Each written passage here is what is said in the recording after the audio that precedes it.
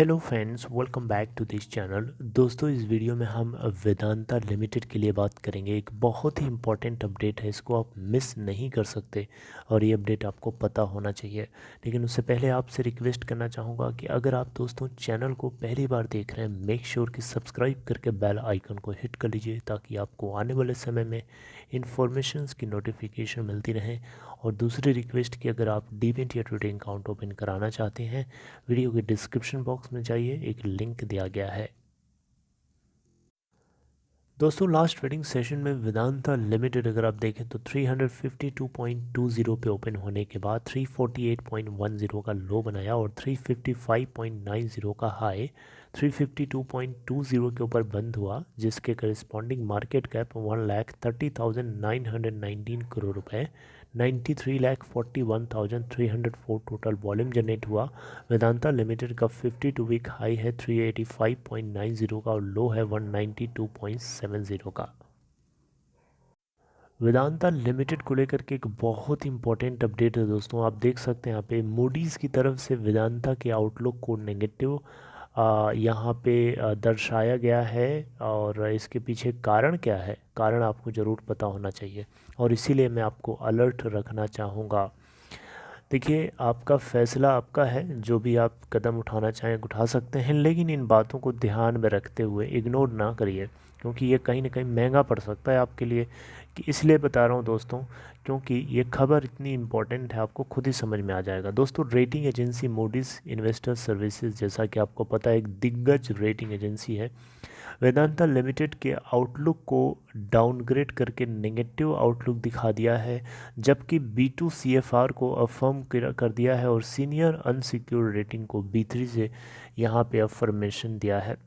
लेकिन यहाँ पे नेगेटिव आउटलुक के पीछे का कारण ये बताया गया है, वेदांता रिसोर्सेज लिमिटेड, जो कि आपको पता है होल्डिंग कंपनी है इसकी, इसके अंदर जो है नियर टर्म रीफाइनेंसिंग की रिक्वायरमेंट आ रही है। और उस समय ये ज़रूरत पैदा हो रही है जिस समय लिक्विडिटी क्रंच चल रहा है। आपको पता है कैपिटल मार्केट्स में कितनी भयंकर लिक्विडिटी क्रंच है। टाइटनिंग लिक्विडिटी के बीच में इनको इतनी ज़्यादा एक्यूट रीफाइनेंसिंग की ज़रूरत है, और यही देखते हुए कंपनी की वेदांता रिसोर्सेज लिमिटेड की इस रीफाइनेंसिंग की प्रॉब्लम को देखते हुए ये आउटलुक नेगेटिव दिया गया है मूडीज़ की तरफ से। दोस्तों, अगर आप देखें यहाँ पे तो रीफाइनेंसिंग में अगर ये डिले कंटिन्यूअस रहता है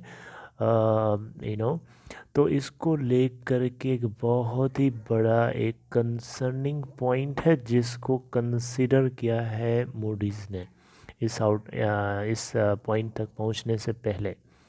और यहाँ पे जो मूडीज़ ने एक्सपेक्ट किया है, एस्टिमेट किया है कि जो इसकी होल्डिंग कंपनी है उसकी करंट कैश सोर्सेज, जैसे कि मैनेजमेंट फ़ीस हो सकती है, डिविडेंड्स इसके अलग अलग सब्सिडरीज के थ्रू मिल सकते हैं, और इसके 18 महीनों तक में इसकी कैश नीड्स को वो कैच कर पाएंगे बाय 2023 जून 2023, राइट। जबकि आप देखें यहाँ पे तो कंपनी जो है कुछ अपने यू नो इसके अपकमिंग डेट मेच्योरिटीज़ के पार्ट को ये जो है फाइनेंस करने के लिए थोड़े थोड़े इसको अमाउंट्स मिल भी रहे हैं। और अगर आप देखें तो सबसे ज़्यादा इम्पोर्टेंट ये है कि आपको ये भी बात पता है कि एग्जिस्टिंग US डॉलर बॉन्ड्स जो हैं अमिड जो हैं वो उनकी जो यील्ड है बेसिकली वो वाइड हो रही है, राइट। अगर आप सबसे यहाँ पे इम्पोर्टेंट पॉइंट हो तो आपको नोटिस करना चाहिए, वो ये है कि यहाँ पे जो है लिक्विडिटी की वीकनेस जो है कंपनी की, परसिस्टेंटली अगर लिक्विडिटी वीकनेस और ऐसी बनी रहती है तो ये काफ़ी ज़्यादा रिस्की हो सकता है, और इनको किसी भी तरीके से फ़ंड ले आना ही होगा। और नहीं ले आएंगे तो फिर ये सिचुएशन बहुत बद से ज़्यादा बदतर हो सकती है।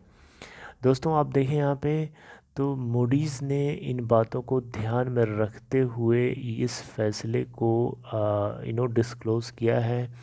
और यहाँ पे CFR के अंदर जो अफर्मेशन दी गई है, ये वेदांता रिसोर्सेज लिमिटेड के ऑपरेशंस को ध्यान में रखते हुए दी गई है, जो कि सॉलिडली इसकी पोजीशंस को रिफ्लेक्ट करते हैं, और कुछ कमोडिटी प्राइसेस के अंदर जो डिमांड है वो सपोर्टिव है। यानी वो जो है, आपको पता है जितनी कमोडिटी प्राइसेस हैं आजकल उनकी प्राइसेस में आग लगी हुई है, ये बात आपको अच्छे से पता है। तो ये कहीं ना कहीं पॉजिटिव पॉइंट जरूर है, लेकिन फिर भी आपको पता होना चाहिए अप्रैल 2022 से इनकी लॉन्ग टर्म फाइनेंसिंग की जो लोन मेच्योरिटीज़ हैं यूएस डॉलर बॉन्ड्स को लेकर के वो शुरू हो रही हैं। और इसीलिए यहाँ पे ये एक एक्यूट नीड है कंपनी के इन नीड्स को पूरा करने के लिए, और इन्हीं को ध्यान में रखते हुए यहाँ पे मूडीज़ को ये स्टेप उठाना पड़ा है। तो एनी हाउ वेदांता को हर हाल में कैश जनरेट करना ही पड़ेगा, क्योंकि अगर ऐसा नहीं करते हैं तो डेफिनेटली ये एक कंसर्निंग पॉइंट हो सकता है। क्योंकि ग्लोबली अगर आप देखें तो लिक्विडिटी क्रंच भी बहुत ज़्यादा बढ़ गया है, क्योंकि कुछ ऐसे ग्लोबल इवेंट्स हैं हो रहे हैं जिसको लेकर के बिकवाली का प्रेशर बहुत ज़्यादा बना हुआ है, ना सिर्फ इंडियन मार्केट में बल्कि पूरे ग्लोबल मार्केट में। आगे आपसे मैं कुछ और अपडेट शेयर करूंगा वेदांता को लेकर के, तब तक अपना ख्याल रखिए। ये छोटी सी अपडेट आपकी अवेयरनेस के लिए, आपको अलर्ट रखने के लिए थी। I hope you liked it. If you liked it, you can like this video and take care.